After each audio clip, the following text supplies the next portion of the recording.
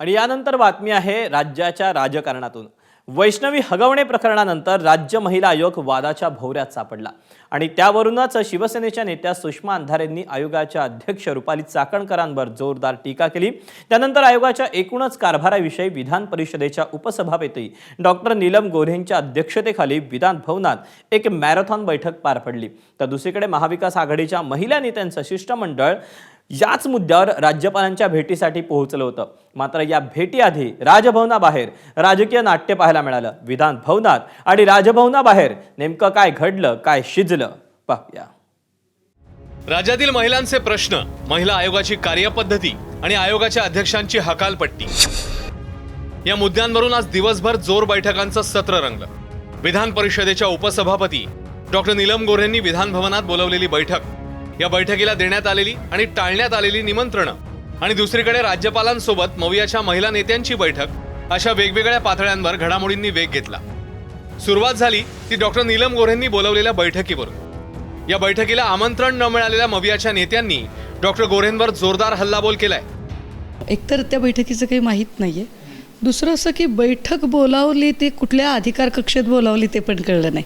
म्हणजे महिला आयोगाची जी नेमणूक असते ती महामहिम राज्यपालांकडून होते, त्यामुळे त्या आयोगाच्या संबंधाने काही क्वेरीज असतील, काही प्रश्न असतील, काही दुरुस्त्या असतील, रदबातल किंवा नव्याने नियुक्ती काहीही असेल, तर मला वाटतं त्या संबंधाने महामहिम राज्यपालच त्याच्यावर निर्णय घेऊ शकतात।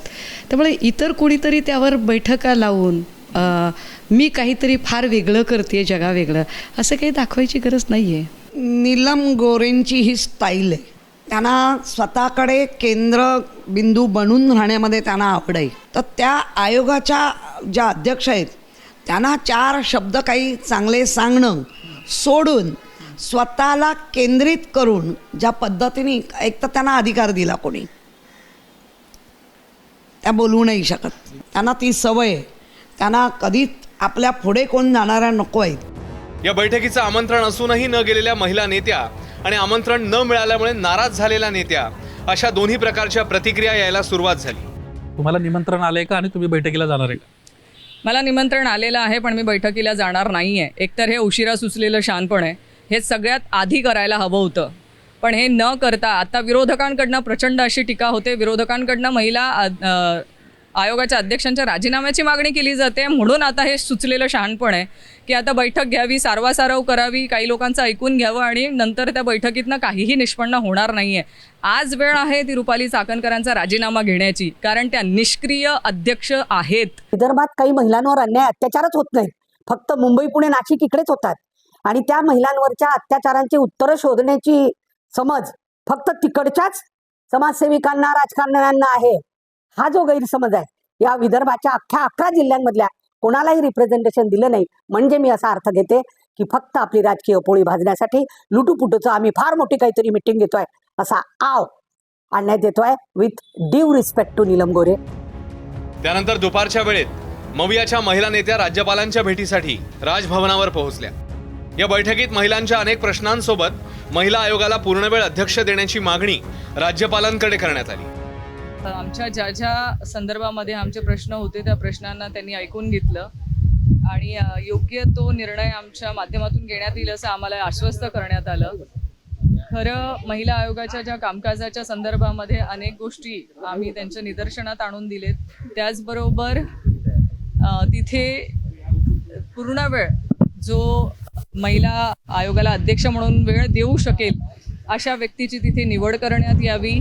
या दरम्यान महिला आयोगाच्या अध्यक्षा रुपाली चाकणकर आणि ठाकरेंच्या शिवसेनेच्या उपनेत्या सुषमा अंधारे यांच्यात कलगीतुरा रंगल्याचंही दिसलं। ज्यांनी ज्यांनी यावर टीका केली त्यांनी एकत्रितरित्या, म्हणजे पूर्वी महाविकास आघाडी असतानाच माझी नियुक्ती झाली ती सुरुवातीच्या काळामध्ये, तेच आत्ता म्हणतात की राजकीय व्यक्ती नको। त्याच्यामुळे त्यांनी एक काहीतरी ठरवावं की आपल्याला काय बोलायचं आहे। त्याच्यामुळे सत्तेत असताना एक मानसिकता आणि विरोधात गेली की दुसरी मानसिकता, हे लोकांना सुद्धा समजतं, ते पटत नाही। त्याच्यामुळे निलेश जे आपण सगळेजण एकत्र महिलांना न्याय देण्यासाठी प्रत्येकाला टीका करण्याचा अधिकार आहे, तक्रार मांडण्याचा अधिकार आहे, ते मांडतात आहेत असं मला वाटतं। आणि आयोगावरती बोलल्यावरती, टीका केल्यावरती जर प्रसिद्धी मिळत असेल तर ते प्रसिद्धीसाठी करतात असं मला वाटतं। चाकणकर कोण आहे? चाकणकर रश्मिका मंदाना आहेत का चाकणकर स्मृती इराणी आहेत? चाकणकर आहेत कोण? म्हणजे कोणत्या क्षेत्रातल्या सुप्रीमो आहेत? राजकारणातल्या? बॉलिवूडमधल्या प्रशासनातल्या कोण आहे चाकणकर की त्यांच्यावर बोलल्यावर प्रसिद्धी वगैरे मिळते.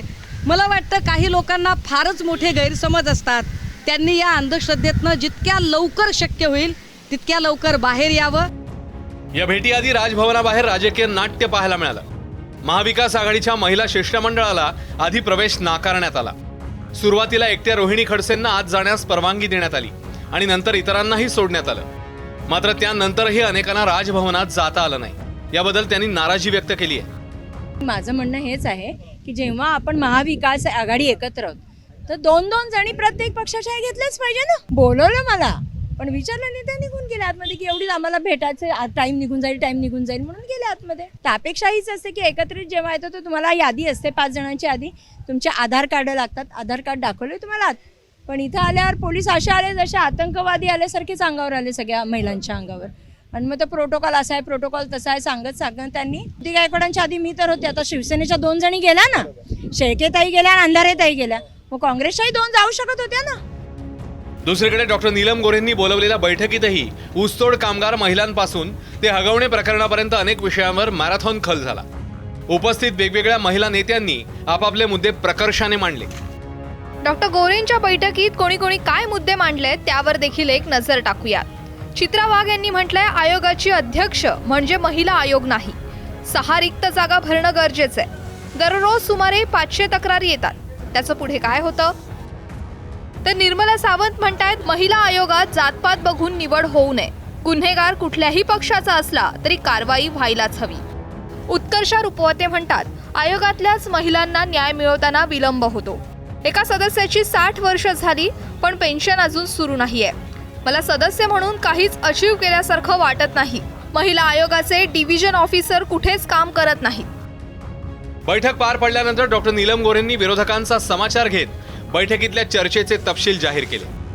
ज्या लोकांना लोकशाहीमधल्या नागरी हक्कांच्या बद्दलचं आणि पीठासीन अधिकाऱ्यांच्या संदर्भातले काय अधिकार आहेत याची माहितीच नाही आहे, त्यामुळे मला असं वाटतं की त्याची दखल घेण्यासारखी नाही आहे आणि म्हणून मी काही त्यांची दखल घेत नाही. महिलांच्या संदर्भातल्या ऊसतोड कामगार असतील किंवा वेगवेगळ्या ठिकाणच्या फॉरेन्सिक संदर्भामध्ये म्हणजे 6 फेब्रुवारीला सुद्धा आम्ही बैठक घेऊन पाठपुरावा केलेला होता.